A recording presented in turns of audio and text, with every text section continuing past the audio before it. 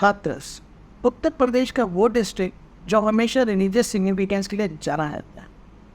उत्तर प्रदेश के इस डिस्ट्रिक्ट में लठमार होली और कई रिलीजियस गैदरिंग होती है जो देश भर से लोगों को अट्रैक्ट करती है। लेकिन इस वीडियो में हम लोग बात करने वाले हैं हाथरस के मोस्ट कंट्रोवर्शियल और ट्रैजिक इंसिडेंसेस जो हाथरस को नेशनल और इंटरनेशनल न्यूज़ में लेकर आए। सबसे पहले बात करेंगे 2022 के हॉरिफिक गैंग रेप केस के बारे में, और उसके बाद बात करेंगे 2024 की स्टैम्पीड के बारे में, जहाँ पर 121 लोग सिर्फ इस वजह से मर जाते हैं क्योंकि वो एक रिलीजियस गैदरिंग में आए थे भोले बाबा हाथरस वाले की, और वहाँ पर भगदड़ मच जाती। तो चलिए शुरू करते हैं। 2020 में एक 19 ईयर ओल्ड दलित लड़की का गैंग रेप होता है और इसमें वो होते हैं 4 अपर कास्ट के लड़के। ये इंसिडेंस हाथरस के पास एक विलेज में हो, और ये इंसिडेंस इतना ब्रूटल होता है कि ये पब्लिक को अंदर तक हिला डालता है। पर इसके बाद जो हाथरस में होता है वो और भी शौक। इस इंसिडेंस में जो दलित लड़की होती है उसको काफ़ी सीवियर इंजरीज है, इसलिए उसे दिल्ली के एक हॉस्पिटल में लाया जाता है इलाज के लिए, पर वो लड़की वहीं मर जाती है। और उसके बाद अथॉरिटीज़ डिसाइड करती है कि इस लड़की की बॉडी को जल्दी से जल्दी क्रिमिनेट किया जाए without informing her family about the death of the girl. और इसकी बाद पूरे नेशन के अंदर आउटरीच स्टार्ट करता है। हाथरस का ये केस लॉ एनफोर्समेंट एजेंसीज और जुडिशियल सिस्टम की फेलियर को एक्सपोज करता है, जो काफ़ी लोगों को लगा वो क्राइम कवर अप करने की कोशिश कर रहे थे rather than seeking justice. Nation wide protest के बाद उत्तर प्रदेश गवर्नमेंट को ये केस सीबीआई को हैंड ओवर करना, पर बहुत लोगों के लिए डैमेज ऑलरेडी हो चुका हो और उत्तर प्रदेश गवर्नमेंट से लोगों का भरोसा उठ जाता है। और अब 2024 हाथरस एक बार फिर से स्पॉट। इस बार एक रिलीजियस गैदरिंग में 121 लोगों की जान चली और इसमें एक सेल्फ प्रोक्लेम गॉडमैन भोले बाबा हाथरस वाले इन्वॉल्व हैं। 2 जुलाई 2024 एक सत्संग जो भोले बाबा ने लीड किया एक नाइटमेयर में बदल जाता है।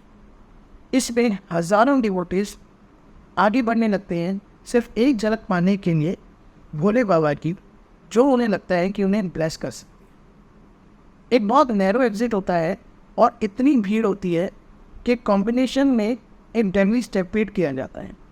इसलिए 121 लोग मर जाते हैं, जिनमें से 108 वुमेन्स होती है, 7 बच्चे होते हैं और एक आदमी होता है। आई विटनेस इस सीन को लिविंग हेल की जैसे डिस्क्राइब करते हैं, जहाँ लोगों को ट्रैम्पलिंग और सफोकेटिंग होते हुए उन्होंने अपनी आंखों से देखा। One of the witness actually says कि हम एग्जिट करने की कोशिश कर रहे थे, लेकिन एग्जिट बहुत छोटा था।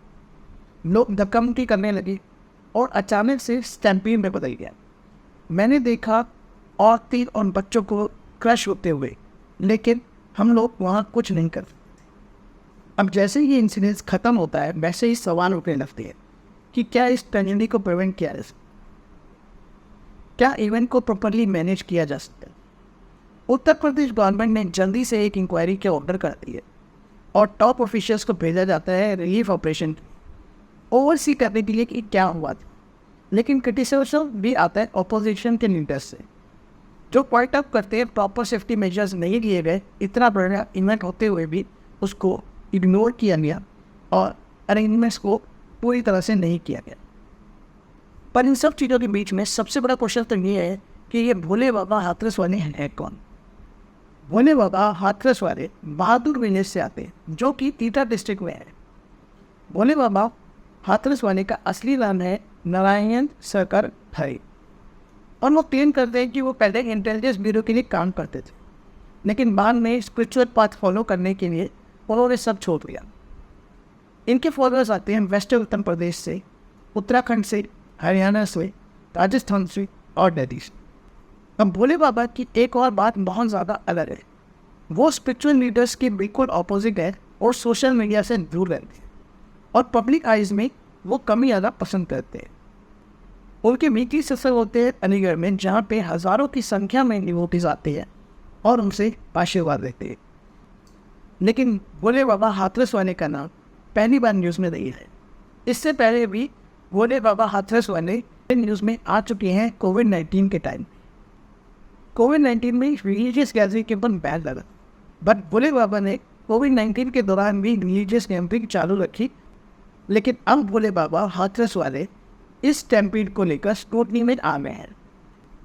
बट भोले बाबा के फॉलोअर्स अभी भी इंसिस्ट कर रहे हैं कि ये जो स्टैम्पीड था इसमें भोले बाबा की कोई गलती नहीं और वो एक डिवाइन फिगर है।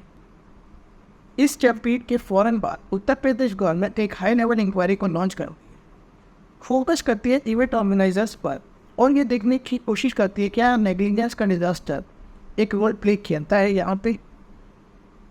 लीगल एक्सट्रीम्स को एक्सपेक्ट करती है। Chief minister Yogi Adityanath victims के लिए जस्टिस का प्रॉमिस करते हैं और फैमिलीज के लिए कंपनसेशन को अनाउंस करते हैं, लेकिन काफ़ी सारी फैमिलीज के लिए ये बहुत लेट हो चुका है।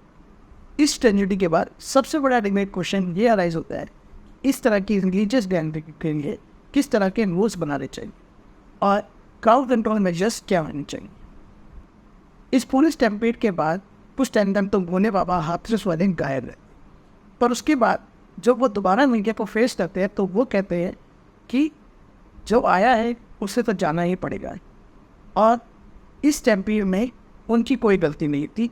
ये पब्लिक की मिस्टेक थी कि वो उनके पैर छूने के लिए या उनके दर्शन पाने के लिए एक दूसरे के ऊपर चढ़ने लगे और भागने लगे। अब इस केस को एक रिलीजियस एंगल देने की भी कोशिश की गई। एक आई विटनेस का कहना ये भी है कि ये जो हुआ इसमें हिंदूज इन्वॉल्व नहीं थे और ये आउटसाइड एलिमेंट्स का काम है और सनातन को बदनाम करने की कोशिश की गई है। हाउएवर इसमें कोई भी सच्चाई नहीं दिखती है और इस पर इन्वेस्टिगेशन अभी भी चल रही है। ये बस एक ऐसी ट्रेजिडिक इंसिडेंट था जो अभी तक नेचुरल लगता है। अब बस देखना ये है कि हाथरस का ये इंसिडेंट फ्यूचर में आने वाली रिलीजियस गैदरिंग की प्रॉब्लम्स को किस तरह से एड्रेस करने में हेल्प करता है। Alright, I think that is all for this video. If you like this video, give us a thumbs up, subscribe to our channel and share it with your friends. And I'll see you next time. Thank you.